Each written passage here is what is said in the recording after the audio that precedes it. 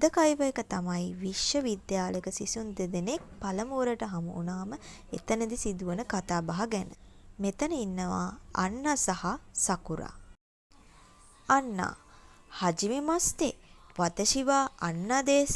හජිමේ මස්තේ. හජිමේ මස්තේ කියලා කියන්නේ ඔබව හමුවීම සතුටක්. හජිමේ මස්තේ කියලා පාවිච්චි කරන්නේ අපිව කවුරු හරි දන්නේ නැති කෙනෙක් අපිට මුල්වරට හම්බ වෙනවා නම් අපි ඇයට ඔහුට හජිමේ මස්තේ කියලා අමතනවා. ඊළඟට සකුරා කියනවා හජිමේ මස්තේ වතශිවා සකුරා දේස්. ඔබව හමුවීම සතුටක්. මම සකුරා වෙමි. ඊළඟට අන්නා කියනවා යොරොෂිකෝ ඔනගයිෂිමාස්. යොරොෂිකෝ ඔනගයිෂිමාස් කියන්නේ ඔබේ සහාය මින් ඉදිරියටත් මම බලාපොරොත්තු වෙමි කියන අදහස තමයි එයින් අදහස් කරන්නේ. සකුරා කියනවා කොචිරා කෝසෝ. කොචිරා කෝසෝ කියන්නේ ඔබගෙනුත් මම සහාය බලාපොරොත්තු වෙමි කියන අදහස තමයි එයින් කියවෙන්නේ.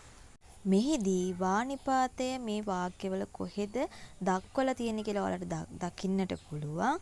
අපි නාමපදයකට පස්සේ තමයි වානිපාතය භාවිතා කරන්නේ.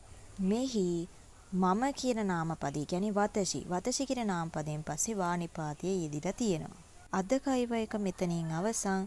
තව කයිවහකින් නැවත හමු වෙමු.